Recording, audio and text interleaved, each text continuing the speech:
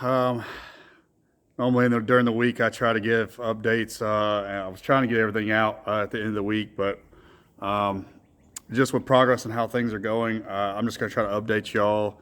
When I get significant milestones done, just due to the fact that the time is, I haven't had as much time as I wanted to lately to put toward this thing, but I'm trying to get back there. So probably gonna grind it out one night late this week, but let me show you guys the updates and we can go from there.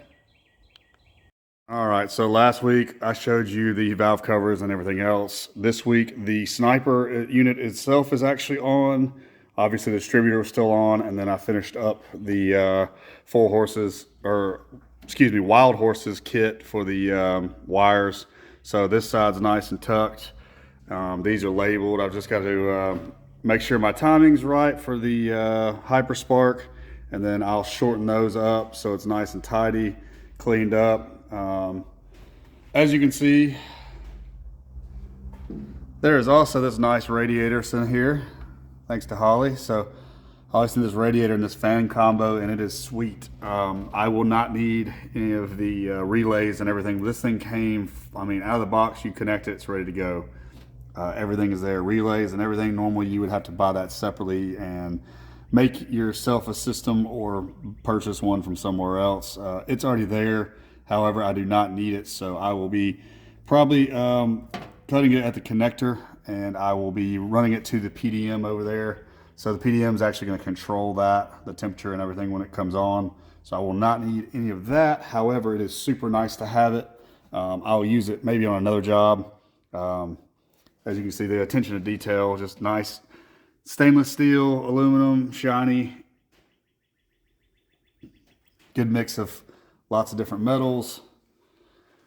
I've still got to put the top radiator mount on. I'm waiting on it to come in, but thought I was going to have an issue with the radiator mounts. I ordered another radiator because this one was not fitting, and then it clicked that the core support, this core support is not the original core support. This is the core support from a LTD, which is the same. This front clip came off an LTD. So that front clip was a 390 big block car. This is a 302 car, so the mounts were different. Luckily, I went outside and was able to go in my scrap pile, and the Swiss cheese that was the core support that I cut up to get it out easier, had them on there, and they were still in good shape. So they were already blasted and ready to go. So I put those on. We have hoses on, silicone hoses, front and rear. I got to adjust the angle of this one a little bit better and get some different clamps, but those look nice and tidy. I've got to finish up that one. I got to stretch it a little bit to get it go on there. That's one I just made. Let's see. Sniper's on. We still have to finish the fuel cell out back before I will run the lines and all that to the sniper. As you can see over here, I unfortunately lost my wiper motor, but luckily due to great people on the forums, I was able to, specifically one guy in West Virginia, I've been able to get a ton of parts for this thing. So got this in, blasted it, repainted it, cleaned it up a little bit. The only issue in shipping is this plastic connector. You can kind of see it, what got cracked during shipping. I've got to get the new bolts to put that in, and then that should go in.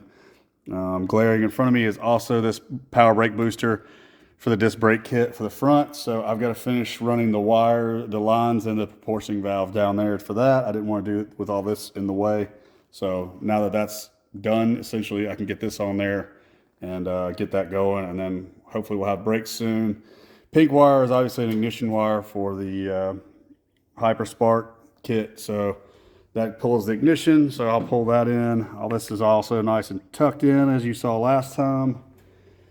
And the glass that's missing back there for the rear door, again, this guy in West Virginia is super awesome. So the whole door is gonna be super expensive to ship. So he sent me the glass, the door panel, which I'll dye black to match, and then all the internal pieces that I would need to put that window in. So we should have a window. I just got to actually sit down and put it in and put it together. So that is what I currently have on that side, is just the door shell essentially. So we'll get that cleaned up, that top part cleaned up from where the sun and the rain just beat the crap out of it.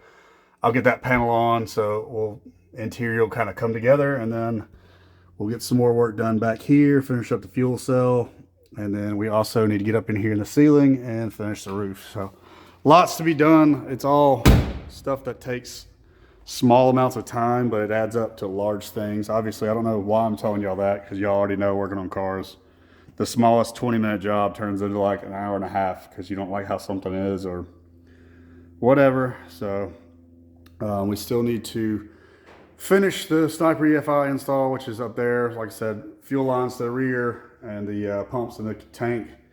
And then the starter will need to get bolted on, and then clean up all this wiring right here. It's still a jumbled mess, but not bad. Obviously all these wires still over here will get cleaned up as well, or mounted up nice and tidy. She's getting there very, very slowly. I can't decide. So I repainted the front. I repainted the red and the black where it's supposed to be. It's a driver quality job is what I'll call it. There's a few dents and dings in these. They're not perfect by any means. I can't decide if I like them or not. My thoughts were to maybe black out this center section entirely, except for the red. I put the headlights in just to see how it contrasted. I kind of want to just do something different, so I may leave this outside surround silver or polished, and then paint the internal pieces just so it looks a little bit more stealthy, be a little bit different. That is pretty much the updates for the week as of from this weekend. So I will be working on it some more in the evenings. But yep, I've been bouncing around lots between stuff because I've either short one part or short something. So to keep from just sitting idle, I have been just grabbing stuff and partially installing or installing it. And then now that I got this engine installed, obviously this dipstick is hideous and it just gawks at me. So I will get that gone and looking nice as well. It's also got a little bend in it, so not going to hurt to replace that. We still need to mount the trans. Here, let me get up down here so y'all can see. We still need to mount the trans up there. Yes, that's a bag duct taped around the end so I don't get fluid everywhere. We still need to mount the trans, which mounts right there. Obviously, I've got the pedestal painting. The long tube headers, the collectors will need to get bolted on. I'll need to extend some pipe so I am able to go ahead and fire the Sniper when I'm ready. Obviously, the tie rod end sitting over there and still needs to go on. And the drive shaft is just kind of hanging out right now. I will need to change that yoke. The steering yoke in there is an FMX steering yoke, and I will need a C4 steering yoke. I've got to do that at some point because I've got to also change all the everything, bearings and everything anyway. So not a big deal. That'll come out. For now, it was just tied up, just get it out of the way. So as you can see, floor pans are not bad under here. The plan is once I get running and driving, I will move this onto my big rack over here on the twin post. And I'll get all this stuff scraped and cleaned on the underside and repainted. So the underside will look nice as well.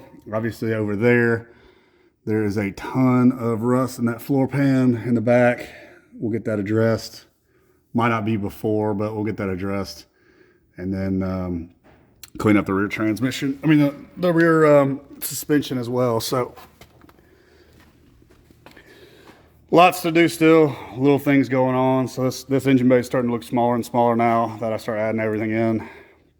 But yeah, let me know what y'all think about obviously I'm gonna do what I'm gonna do, but let me know what y'all think about the front end. You think it'd look a little bit meaner if I blacked out that center section, or should I leave it alone?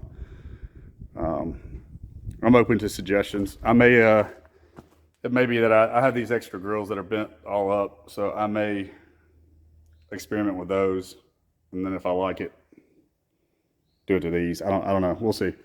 But that is all the updates I have.